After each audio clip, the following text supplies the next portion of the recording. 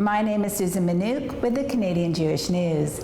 Joining me just ahead of the Toronto International Film Festival world premiere of The Survivor is acclaimed director Barry Levinson. Hi Barry, tell me about your childhood memory and why you wanted to tell this story.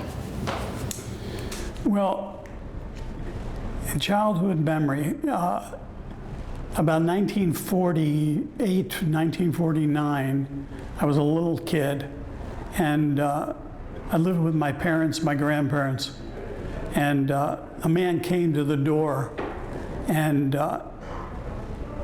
it turns out that he was my grandmother's brother.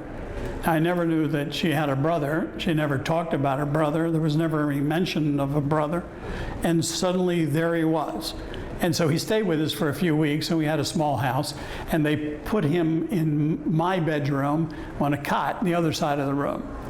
And one night I woke up, and he was yelling, and he was speaking some foreign language, and he was flailing about, and it would happen night after night after night. You know, I'm a little 5-year-old, I'd wake up, I don't understand what's going on, but something is happening in his sleep that was scaring him or upsetting him, and I don't know. And after 2 weeks, suddenly he left. He had moved to some other place in, I believe, Vineland, New Jersey or something like that. Then it's like cut to like 16 years later, and I'm sitting talking to my mother one day, and she said, well, you know, when Simca was in the concentration camp, and I went, what?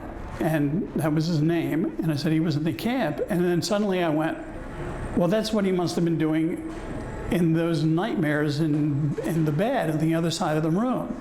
He was reliving something, and what is that all about? Now you jump ahead all these many, many years, and I got a script that dealt with this true story of Harry Haft, who was in the camps and then ultimately survived the camps, and this, without going through the whole story. And that character, in a sense, suffers post-traumatic stress disorder. And then I'm thinking, well, that's really what Simca had. And then I thought, well, that's an interesting way to look at the subject. Is it the Holocaust in terms of the camps? Yes. But it's what happens afterwards. What happens as you go on with your life, and how do you live your life when there's the nightmares that still haunt you? And the post-traumatic stress disorder that we now know, and we can identify it, because in the past we would look at, well, if we don't see the wounds, so therefore you're okay. We can't see psychological wounds. And how do we adjust to that? And how do we get on to really have to fulfill our lives, in a sense? And that's why I thought it was a worthwhile story to look into. You direct actor Ben Foster in a performance of brutal violence with subtle emotional nuance. Ben transforms into Harry Haft with remarkable weight shifts. What was it like to see such a complete physical and emotional transformation with this character? Well, you know, I cast Ben when he was 17 in a film I did called Liberty Heights. And now we're many years later, and he's truly has turned into one of the great character actors. I mean, he does really lose himself in the role. It's not Ben Foster as. He just somehow totally embodies that character. And so I can't think of anybody else that could navigate what's necessary for this film. What excites you most about developing these characters? What excites me the most? I mean, what excites me the most is the whole thing. But the key to it all is the credibility of the characters, so that the audience can emotionally feel what these people are going through, and then to go on that journey. You know, God knows you have to have the story, and we do have this strong story, but the reliance on character behavior becomes essential, because if you don't believe it, then the whole piece collapses on itself. We have to believe in these characters and these relationships, and to feel as if they are as credible as could possibly be. Were there any unexpected moments during filming? Well, there's always unexpected moments.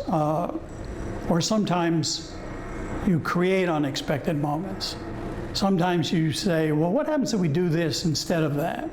What happens if we throw this in and we try this, and you see where that takes you? Mm-hmm. So I'd say probably most of the films I've done, I've tried to play within the boundaries of the script and see what else we might bring to the table.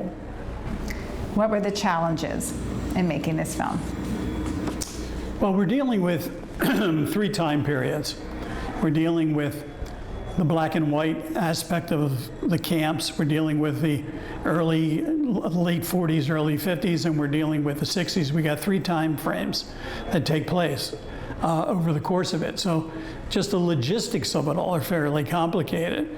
And also the growth of the characters over a period of time are obviously very important to it. So it's not simply a challenge of environment, but the challenge of characters as they continue to evolve over time.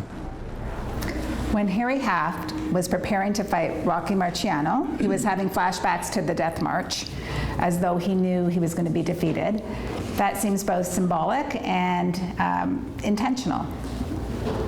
Can you explain?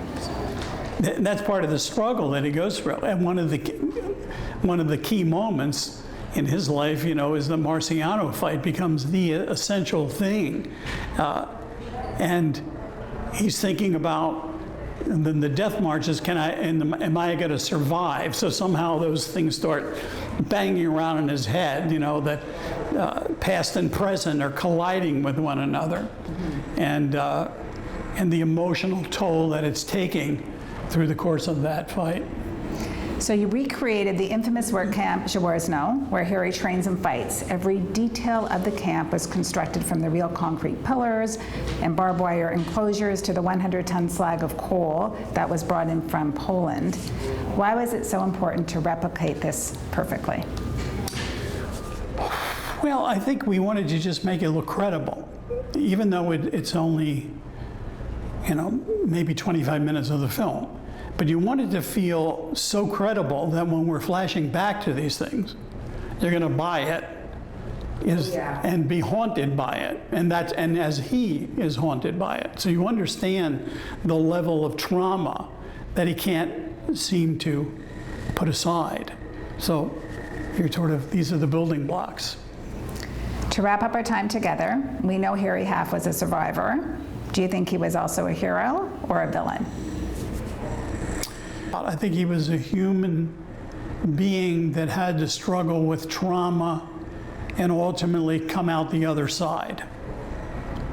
So he did things that he regretted and lived with that would eat away at him, and then he had certain accomplishments at the same time, and his mind was bouncing back and forth until he can sort of put it to rest and be able to just deal with his family, his relationships, etc., moving forward.